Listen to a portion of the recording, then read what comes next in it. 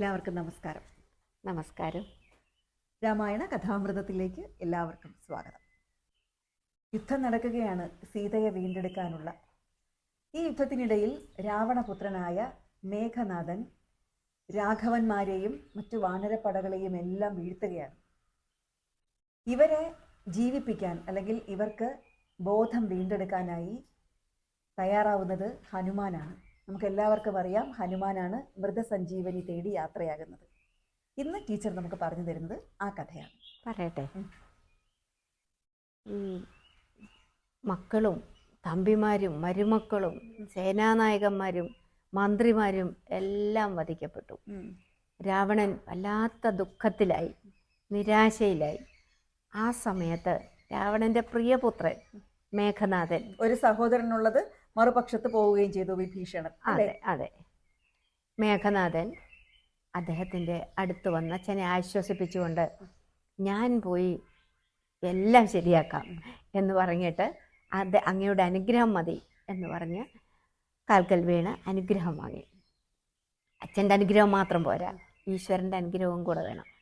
നേരെ നികുംബലയിൽ ചെന്നു. അവിടെ അഗ്നി ജ്വലിപ്പിച്ച് നല്ല നല്ല മന്ത്രങ്ങൾ ചൊല്ലിയ, മന്ത്രങ്ങളുടെ വിശേഷണങ്ങളൊക്കെ പറയുന്നുണ്ട്. നല്ല വ്യക്തവർണ്ണസ്വരങ്ങളായ മന്ത്രങ്ങൾ ചൊല്ലി ഉടൻ തന്നെ അഗ്നി സംപ്രീതനായിട്ട് അസ്ത്രശസ്ത്രങ്ങള് രഥങ്ങള് ഒക്കെ കൊടുത്തു. ഒപ്പം അന്തർധാന വിദ്യയും പറഞ്ഞു കൊടുത്തു. ഇത് നേടിയിട്ട് നേരെ യുദ്ധത്തിന് വരികയാണ്. കഴിവല്ലേ? മറയാം, ഇടയ്ക്ക് മറിഞ്ഞു നിൽക്കാം. മറഞ്ഞു നിൽക്കാനുള്ള മറ്റുള്ളവർക്ക് കാണാൻ പറ്റില്ല. എന്നിട്ട് യുദ്ധ മുഖത്തിലേക്ക് വരുന്നു. ഘോരമായ യുദ്ധം. തിരിച്ചും അങ്ങനെ തന്നെ രാക്ഷസന്മാരെ കൊന്നു തള്ളുക. അതേപോലെ ഇതിനിങ്ങനെ തുടരണ്ടെന്ന് വിചാരിച്ച് പെട്ടെന്ന് അന്തർധാനം ചെയ്തു. എന്നിട്ട് പൈതാമഹാസ്ത്രം പ്രയോഗിച്ചു. എല്ലാവരെയും ഓരോരുത്തരുടെ മേൽ 100, 500 അമ്പ് വീതം ചെന്ന് കൊണ്ടിട്ട് ഈ വാനരന്മാര് പടപടപടാന്ന് താഴെ വീഴാൻ തുടങ്ങി. അങ്ങനെ അവസാനം രാഘവന്മാരും രാമനും ലക്ഷ്മണനും വീണു. അവർ വീണു കഴിഞ്ഞാൽ യുദ്ധം തീർന്നല്ല, വിജയിച്ചു. അപ്പോൾ തന്നെ ഇദ്ദേഹം ശംഖം വിളിച്ചു. എന്നിട്ട് വിജയാഘോഷം നടത്തുക മേഘനാഥൻ. അപ്പം ആകെ സങ്കടമായി. വിഭീഷണൻ ജീവിച്ചിരിപ്പുണ്ട്. അദ്ദേഹം രാജാക്കന്മാർ ഒഴിവിലല്ലേ ഇതിനിറങ്ങത്തുള്ളൂ. അദ്ദേഹം ആകെ വല്ലാതെ വിഷമിച്ചു. ഇനിയിപ്പം തൻ്റെ കടമയാണ് അടുത്ത കാര്യം നോക്കേണ്ടത്. ഇപ്പൊ ചെയ്യണം. അദ്ദേഹം ഇങ്ങനെ ഇറങ്ങി നടന്നു. കൊള്ളി മെനിച്ച്, രാത്രിയായി കാണും, കൊള്ളി മെനിച്ചെന്ന് വെച്ചാൽ ഈ വിറക് കമ്പ് ഇങ്ങനെ മെനിച്ചാണ് പോകുന്നത്. നോക്കുക ആരെങ്കിലും ജീവിച്ചിരിപ്പുണ്ടോ. അങ്ങനെ നോക്കുമ്പം എതിരെ ഒരാൾ വരുന്നു. ഇതേ ലക്ഷ്യത്തോടെ ആരെങ്കിലും ഉണ്ടോ ഇല്ലയോ എന്ന് അറിയാനായിട്ട് വരുന്നത് ഹനുമാനാണ്. അപ്പം പരസ്പരം കണ്ടുമുട്ടുന്നു. എന്നിട്ട് രണ്ടുപേരും കൂടെ ചേർന്ന് വീണ്ടും ആളുകളെ ജീവിച്ചിരിപ്പുണ്ടോ, വാനരന്മാരാരെങ്കിലും എന്ന് ചെന്ന് നോക്കുമ്പം ഈ ജാമ്പവാനെ കാണുക. അപ്പോൾ ജാമ്പവാനോട് ചോദിക്കും, അങ്ങ് ഞങ്ങളെ തിരിച്ചറിയുന്നോ, ജീവനോടുണ്ടോ എന്ന് ചോദിക്കുമ്പോൾ പറയും, ശബ്ദം കൊണ്ട് ഞാൻ തിരിച്ചറിയുന്നു, വിഭീഷണനല്ലേ എന്ന് ചോദിക്കുമ്പോൾ അതെ, എനിക്ക് കണ്ണ് തുറക്കാൻ വയ്യ, കണ്ണ് മുഴുവൻ ചോരയാണ്. എന്നിട്ട് അദ്ദേഹം ചോദിക്കുന്നത്, ഈ ശകാമൃഗങ്ങളിൽ മാരുതി ജീവിച്ചിരിപ്പുണ്ടോ എന്ന് ചോദിക്കും. അപ്പം അദ്ദേഹം ചോദിക്കും, മാരുതി ബാക്കി സുഗ്രീവൻ, രാമൻ, ലക്ഷ്മണൻ ഇവരെ ആരും ചോദിക്കാതെ അങ്ങ് എന്തിനാണ് മാരുതി ജീവിച്ചിരിക്കുന്നുണ്ടോ എന്ന് ചോദിക്കുന്നു. അപ്പം അദ്ദേഹം പറയുന്ന മറുപടിയാണ്, മാരുതി ജീവിച്ചിരിപ്പുണ്ടെങ്കിൽ എല്ലാവരും രക്ഷപ്പെടും. മാരുതി മരിച്ചെങ്കിലോ ആരും ഇനിയും രക്ഷപ്പെടില്ല എന്ന് പറയും. ഇത് കേട്ട് മാരുതി പറയും, ഞാനിതാ ജീവിച്ചിരിപ്പുണ്ടല്ലോ എന്ന് പറഞ്ഞിട്ട് അദ്ദേഹത്തിൻ്റെ മുമ്പിലേക്ക് ചെല്ലും.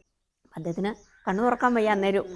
അപ്പോൾ പറയും, നീ നേരെ കൈലാസത്തിൽ ചെന്ന് ഋഷഭാദ്രിയെ ചെന്നിട്ട് അവിടെ ജ്വലിച്ച് നിൽക്കുന്ന 4 ചെടികളുണ്ട്, പച്ചമരുന്ന് ഔഷധങ്ങളുണ്ട്. സന്താനകരണി, വിശല്യകരണി, സുവർണകരണി, മൃതസഞ്ജീവനി. ഈ 4 പോയി എത്രയും പെട്ടെന്ന് അതിന് നീ മാത്രമേ അതിന് ഉതകൂ, വേറെ ആർക്കും ഇത്ര 100 യോജന ചാടി വന്ന ആളല്ലേ ഹനുമാൻ. അതുകൊണ്ട് പോയി അത് നദികളും പർവ്വതങ്ങളും ഇതെല്ലാം കടന്ന് നീ ഓടിച്ചെന്ന് കൊണ്ടുവരണം. കേട്ടു. ഉടൻ തന്നെ ഇതാ ഞാൻ പോകുന്നു എന്ന് പറഞ്ഞിട്ട് അപ്പം തന്നെ ഭയങ്കരമായിട്ട് വളർന്നു.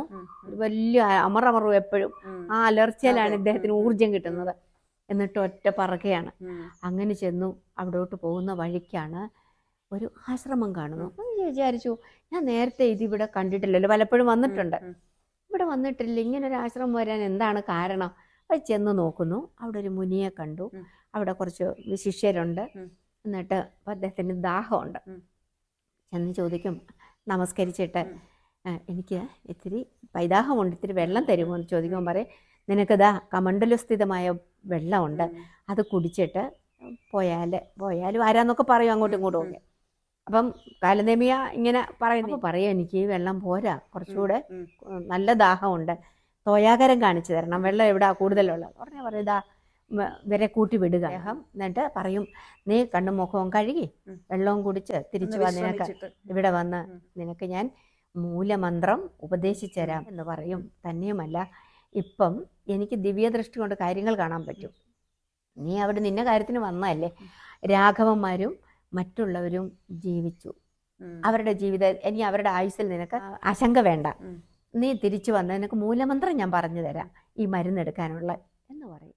എന്നിട്ട് ഇദ്ദേഹം അവിടെ ചെല്ലും. വെള്ളം കാണും. വെള്ളം കുടിക്കാൻ എടുക്കുകയും ഒരു രാക്ഷസ സ്ത്രീ ഭയങ്കര ഭീമാകാരമായിട്ട് വാ വളർന്നിങ്ങനെ വരിക. അപ്പം ഹനുമാൻ എന്ത് ചെയ്യും, ഈ വാ രണ്ടും താഴെ മേളിലും പിടിച്ച് വലിച്ചങ്ങ് കീറും. കീറിക്കഴിയുമ്പം ഒരു മകരി രാക്ഷസി കീറിക്കഴിയുമ്പം അതിനകത്തുനിന്ന് സുന്ദരിയായ ഒരു സ്ത്രീ വരികയാണ്, മേളിലോട്ട് പോയി നിൽക്കും. എന്നിട്ട് പറയും, ഞാൻ മുനിശാപം കൊണ്ട്, ഒരു ഗന്ധർവ പുത്രിയായിരുന്നു ഞാൻ, ഒരു മുനിയുടെ ശാപം കൊണ്ട് ഞാൻ ഇതുപോലെ ധന്യമാലി അങ്ങനെ ഗന്ധർവ പുത്രിയായിരുന്നു എന്ന് പറഞ്ഞിട്ട് പിന്നെ ഒരു വലിയ അറിവ് കൊടുക്കാണ്. നീ ഇപ്പൊ പോകുന്നുണ്ടല്ലോ ഒരാളുടെ അടുത്തേക്ക് മന്ത്രം കിട്ടാൻ, അത് ശരിക്കും താപസനല്ല, രാവണൻ വിട്ടിരിക്കുന്നതാണ് നിന്നെ താമസിപ്പിച്ച് അവിടെ ബുദ്ധിമുട്ടുണ്ടാക്കാൻ, മാർഗതടസ്സം ഉണ്ടാക്കാൻ. അതുകൊണ്ട് നേരെ അവിടെ ചെന്ന് വേണ്ടത് ചെയ്തിട്ട് പോകാം എന്ന് പറയും. അപ്പൊ ഇവിടെ ഒരു കാര്യം, മുദ്രമോതിരവുമായി, ശ്രീരാമന്റെ മുദ്രമോതിരവുമായി സീതയെ കാണാൻ പോകുന്ന ഹനുമാൻ വഴിയിൽ മൈനാക പർവ്വതം നിർബന്ധിക്കുന്നുണ്ടോ, ഒന്ന് വിശ്രമിച്ചിട്ട് പോകാമെന്ന് പറയുന്നുണ്ട്. പക്ഷെ വിശ്രമിക്കാൻ പറ്റില്ല എന്ന് പറഞ്ഞ് ഹനുമാൻ പോകുന്നു. പക്ഷെ ഇവിടെ ഹനുമാൻ അല്പം വിശ്രമിക്കുന്നു. അവിടെ ഈ മകരിക്ക് ശാപമോക്ഷം കിട്ടാൻ വേണ്ടിയായിരിക്കും അല്ലെ? എന്നെ എന്നും ചിന്തിപ്പിക്കുന്ന ഒരു സംഭവമാണിത്. കാരണം അവിടെ വഴിയിലൊരു അശന ശയനങ്ങൾ പാടില്ല എന്ന് പറയുന്ന കാര്യം, അതിലും അതിച്ച് 2 ദിവസം താമസിച്ചാലും സീതയെ കാണാൻ പറ്റും. പക്ഷെ ഇവിടെ അതല്ല. ഇവിടെ ജീവൻ മരണ പോരാട്ടത്തിൽ ഔഷധത്തിന് വേണ്ടി, ഏറ്റവും ഒടുവിൽ കൊടുക്കേണ്ട ഔഷധത്തിന് വേണ്ടി പോകുന്ന ആൾ അങ്ങനെ ചെയ്യുമോ എന്ന് നമുക്ക് തോന്നാം. പക്ഷെ അവിടെയും ഈ ലക്ഷ്യം കാണും. 1 ഇത് കണ്ടുപിടിക്കുക, 2 ഈ മകരിക്ക് ശാപമോക്ഷം കൊടുക്കണം, കാലനേമിക്ക് ശാപമോക്ഷം കൊടുക്കണം. അതുകൊണ്ട് ആവാം എന്ന് ഞാൻ അങ്ങ് വിശ്വസിക്കുകയാണ്. തന്നെയുമല്ല, ഈ കാലനേമി പറയുന്നുണ്ട്, ഞാൻ ദിവ്യ ദൃഷ്ടി കൊണ്ട് കണ്ടു അവരവിടെ സുരക്ഷിതരാണ്, അതുകൊണ്ടാവാൻ ചിലപ്പോൾ, അതുകൊണ്ട് സാരമില്ല, വെള്ളമൊക്കെ കുടിച്ചിട്ട് ഇതുപോലൊക്കെ പോകാം. പക്ഷെ ഇത് കേട്ട് കഴിഞ്ഞപ്പോൾ, ധന്യമാലി പറഞ്ഞത് കേട്ടപ്പോൾ, ഇതെന്നെ വെറുതെ വിടരുത്, ശരിയല്ലല്ലോ. അപ്പൊ ചെല്ലുന്ന ഉടനെ വളരെ ഫലിതം തോന്നും നമുക്ക്. എന്താ നീ താമസിച്ചത്, വന്നിരുന്നാട്ടെ, ഞാനിപ്പം മന്ത്രം പറഞ്ഞു തരാം എന്ന് പറയുമ്പോൾ ഓരോട്ട് ഇടി കൊടുത്തിട്ട് കാലനേമിയെ അങ്ങ് മോക്ഷം പ്രാപിക്കുകയാണ്. അതിനുശേഷം ഇദ്ദേഹം അവിടെ ചെന്ന് ഈ മരുന്ന് തപ്പും. കാണുന്നില്ല, ഏതാണെന്നറിയത്തില്ല. കണ്ട് കോപിച്ച് എണാങ്ക ബിംബം കണക്കെ ഇത് വലിച്ചു മലയോടെ വലിച്ചു പറിച്ച് അങ്ങനെ വരുന്ന അതിഗംഭീരമായ ഒരു പടം ഹനുമാനുമായിട്ട് നമ്മൾ എപ്പോഴും കാണാറുണ്ട്. എന്നിട്ട് ഇവിടെ കൊണ്ടുവന്നു വെച്ച് ഇതിന്റെ കാറ്റേറ്റപ്പോ തന്നെ ഈ മരിച്ചു കിടന്നവര്, ഈ ബോധം കെട്ട് കിടന്നവരെല്ലാരും എഴുന്നേറ്റു. ഈ 4 മരുന്നാണല്ലോ, ഔഷധങ്ങളാണല്ലോ കൊണ്ടിരുന്നത്. 4ന് 4 ഈ ഔഷധ ഫലങ്ങളാണുണ്ട്.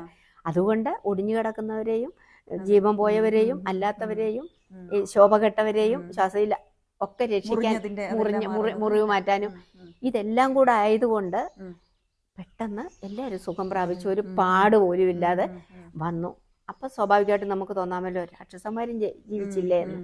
പക്ഷെ രാക്ഷസന്മാരെ മരിച്ചവരെ എടുത്തങ്ങ് സമുദ്രത്തിലിട്ടു. അതുകൊണ്ട് അവർക്ക് ആർക്കും ഇത് കിട്ടിയില്ല. ഇനിയും നമുക്ക് വീണ്ടും തോന്നാം, ഇവിടെ വെച്ചിരുന്നാൽ ഇനി ആരെങ്കിലും കൊല്ലാൻ പറ്റുമോ, ഇതിന്റെ മണമേറ്റാൻ മതി എന്നാണ്. അതുകൊണ്ട് എന്ത് ചെയ്തു, ഇവരുടെ രാമന്റെ നിർദ്ദേശപ്രകാരം ഹനുമാൻ ഇപ്പറഞ്ഞ മാതിരി തന്നെ ഈ സാധനം എടുത്തു പോക്കി തിരികെ കൊണ്ടുവച്ചു. ഈ രാമായണ കഥയില് ഹനുമാനോളം പുണ്യപ്രവൃത്തിയായാലും മറ്റുള്ളവർക്ക് വേണ്ടി മാത്രം ജീവിക്കുന്ന ഒരു അത്ഭുത കഥാപാത്രമാണ് ഹനുമാൻ. ശ്രീരാമദാസൻ എന്ന് പറയുന്നത് പൂർണ്ണമായിട്ടും ശരിയാണ്. അതെ, ശ്രീരാമദാസൻ തന്നെയല്ലേ ലോകത്തിന്റെ ദാസനാണ്. അങ്ങനെ ഒരു മഹാനായ ഹനുമാനെ വന്ദിച്ചുകൊണ്ട് നമുക്ക് ഇന്നത്തെ ഈ കഥ ഇവിടെ അവസാനിപ്പിക്കും. അപ്പോൾ നാളെ മറ്റൊരു കഥയുമായിട്ട് വീണ്ടും നമ്മൾ എത്തിച്ചേരും. നിങ്ങൾ എല്ലാവരും അകമ്പുറം ചാനൽ കാണണം, സബ്സ്ക്രൈബ് ചെയ്യണം. ഈ കഥയുടെ അഭിപ്രായങ്ങൾ നിങ്ങൾ കമൻറ്റ് ബോക്സിൽ എഴുതണം, ലൈക്ക് ചെയ്യണം. എല്ലാവർക്കും നമസ്കാരം. നമസ്കാരം.